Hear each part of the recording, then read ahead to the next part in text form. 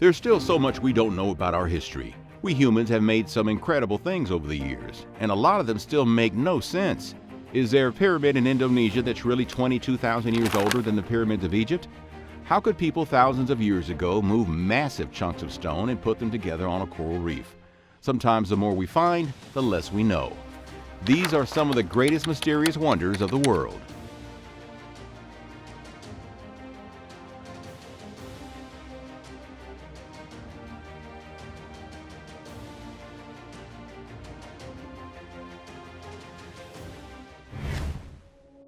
The Amber Room. One of the most expensive and dazzling rooms ever created has been lost to history. Its disappearance is considered one of the greatest tragedies of World War II, but not as tragic as a horrific loss of life. Mustache Man had a thing for stealing paintings during his reign of terror, but he also went and stole an entire room during his invasion of Russia in 1941. The Amber Room was built during the 18th century in Prussia for King Frederick I. The room's walls were decked out with 6 tons of carefully carved amber panels, backed by gold leaf and mirrors. Amber was and is a rare and valuable commodity. It's sometimes called the gold of the North, and luckily for Prussia, the Baltic region was full of it. The room was, by all accounts, one of the most decadent displays of wealth and prestige ever created. It was 590 square feet of what can only be described as FU money. In 1716, the Amber Room was given to Russian Tsar Peter the Great as a token of peace between Prussia and Russia and a symbol of alliance against Sweden. The room was moved to Russia, where it was installed first in the Winter Palace in St. Petersburg and later in the Catherine Palace at Tsarskoye Selo. It became the crown jewel of Russia's cultural and artistic achievements. But then the German army invaded. The curator of the room tried to cover it with wallpaper, but they weren't fooled. The Germans took the room apart and shifted to Königsberg, which was then part of Germany and is now a Russian enclave called Kaliningrad. They set up the room in Königsberg Castle and I guess had lavish parties where they pretended to be Russians drinking vodka and talked about ice fishing. I mean, we don't really know what they did with it exactly. Maybe they just stood around and drooled at the fact that they got their hands on the world's most expensive room. But then the tides turned into war and the Allied forces were quickly back on the offensive. The British Royal Air Force and the Russians bombed Königsberg and its castle, and the room was apparently just gone. Many theories have swirled around in the years since. Was the room packed up and moved to a German ship that was then sunk by a Soviet submarine? Divers have checked the wreck and found nothing. Did Stalin have a fake Amber Room installed sometime before the Nazi invasion? And did the Nazis really have a replica the whole time? No proof of that either. Did it somehow end up in a salt mine in Lithuania? The most probable explanation is that it was destroyed, ironically enough, by the Russians themselves during the Allied bombing of Königsberg Castle. But no conclusive evidence has been found of that either. Giant spheres. Why are there dozens of giant stone spheres scattered across Costa Rica? A lot of people know about the famous Olmec heads discovered a bit farther north in Mexico, but these near-perfect globes are a lesser-known mystery, and an equally compelling one. Over 300 metrospheres, as they're called, have been found all over the Diques Delta in southern Costa Rica. The spheres were probably created by the ancestors of the Boruca, Turaba, and Guaymi people sometime between 600 and 1000 AD. But we don't know how or why they carved them, and carved many of them so perfectly spherical. There are a whole bunch of theories about why they were carved. Some think they were status symbols or markers of social rank that were displayed in front of the homes of leaders or elites. Others think they may have had astronomical significance, that they were arranged to mirror constellations or used in astronomical rituals or calculations. Myths and legends add a fascinating layer to the sphere story. If you ask the local indigenous populations that still inhabit the region, you get a stranger story. Some locals claim they were made through mysterious natural processes. Others hint at a lost Atlantis-type civilization. Some say the ancients used a potion made from acidic plant solutions to soften the rock for carving. However, some of the stones are made from a type of basalt that doesn't break down with those kinds of acids. Some tribes in the region see the spheres from a mythological standpoint. In their legends, the spheres are the cannonballs of the thunder god Tara, or Telechke. Tara used them to shoot at Sartikis, the gods of wind and hurricanes, in order to drive them away. Nan Madol. Hop on a boat from the island of Pohnpei in Micronesia and motor to an isolated coral reef just off the coast, and you'll be confronted with one of the strangest archaeological sites in the world. black hexagonal stone pillars, thatched log cabin style, creating a complex of ruins and canals that seem impossible to comprehend. The scale of construction is pretty crazy when you realize how small the population of the island is. When the site was built, there were probably fewer than 30,000 people living on Pompeii. They managed to cut, move, and stack around 750,000 metric tons of rock over the course of 400 years between the 13th and 17th centuries. Now, if you consider the number of people versus the amount of stone that was moved and stacked up, you get a project that was even more ambitious than the Egyptians building the pyramids.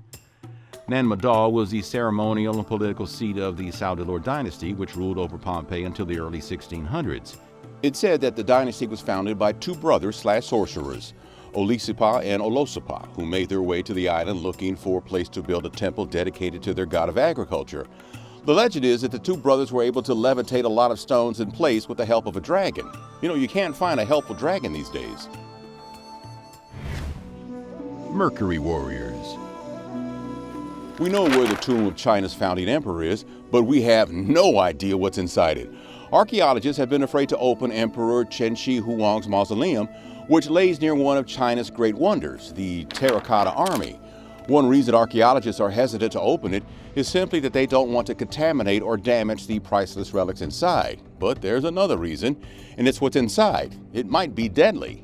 According to the ancient Chinese historian Sima Qian, Emperor Qin's tomb is booby-trapped. He wrote that craftsmen were ordered to make crossbows and arrows primed to shoot at anyone who enters the tomb. Mercury was used to simulate the 100 rivers, the Yangtze and the Yellow River and the Great Sea, and set to flow mechanically. Now, it's not exactly safe to open a tomb that contains a river of mercury flowing within it. Sima Qian's account may seem a bit far-fetched, but a study back in 2020 did find that there were high concentrations of mercury around the tomb. If anyone doesn't work up the nerve to try and open the ancient mausoleum, who knows what kind of treasure awaits? Emperor Qin surrounded his tomb with an astounding 8,000 life-size terracotta warriors, so he probably made sure his inner sanctum was stocked full of precious items. I can't even imagine what the price on these items could be. Could get myself a couple of flat-screen TVs, or maybe 500 flat-screen TVs. Tiwanaku. More than 12,000 feet up in the dry desert highlands of the Bolivian Altiplano near the shore of Lake Titicaca sits one of the world's most mysterious and impressive archaeological sites. Tiwanaku is a marvel of stonework, mammoth stones locked together with more precision than a Simone Biles gymnastic routine. Ornate carvings line the facades of gates cut out of single pieces of stone, perfectly rectangular, sleek, and elegant. We know next to nothing about the pre-Inca society that built them, only that there's nothing like this place anywhere else in South America. As a result, tons of theories have popped up over the years about the site's origins and the people who created it. The most accepted theory is that the Tiwanaku culture flourished from about 200 AD to 1200 or so, until the waters of Lake Titicaca began receding, turning what was once a thriving port city on the shores of the highest navigable lake in the world into an untenable, locked-in ruin. One of the most head-scratchy things about the site is the fact that there are what appear to be long-extinct animals carved into some of the stones. Something that looks like a giant armadillo called a glyptodon, a giant sloth, and a mastodon adorn some of the facades around the site. All of them went extinct during the end of the last ice age, some 11,000 years ago. Are these just misinterpretations of other animals? Did the Tiwanaku people know that these animals went extinct? Maybe they found skeletons or whole animals preserved in ice. I mean, truth is, we just don't know. The Amara, the indigenous people of the region, have an origin story about Tiwanaku. It was where the first people rose from Lake Titicaca and populated the world. It was one of the most significant places in all of the Americas, but we know very little about it. Gunung Padang. Oldest pyramid on Earth, or just a hill on top of an extinct volcano? Gunung Padang in Indonesia has been ground zero for one of archaeology's most fascinating mysteries. New evidence suggests that it might indeed be an ancient pyramid, and it might be nearly 27,000 years old. That's 22 years older than the Great Pyramid of Egypt. For years, Gunung Padang was simply considered a hill with stone structures that had been brought to the site far more recently. In early November of 2023, a study was published that seems to show the site itself is actually a pyramid that was constructed in several phases over the course of tens of thousands of years. The first layer was dated between 16,000 and 27,000 years ago. Back then, people apparently carved the initial pyramid into the hardened lava at the top of the extinct volcano. The site was then abandoned for thousands of years until sometime between 8000 and 6000 BC, when the second stage of development began. This time, whoever continued the construction did so by building a layer of bricks and rock columns. Now, this part was then buried, maybe intentionally, the researchers suggest. Then around 2000 BC, another layer was added, which included stone terracing. You gotta have stone terracing. If the dates are true, it's a shocking revelation. 16,000 to 27,000 years ago was before the end of the last ice age, far earlier than the first civilizations in Mesopotamia. It would push back everything we know about how and when people first started organizing to the point where they could conceive of and build megalithic structures. More studies need to be done to figure out just what the heck is going on at this site and how old it really is. Thanks for watching. What other mysterious ancient wonders do you want to learn about? Well, let us know in the comments. And don't forget to like and subscribe for more nutty history.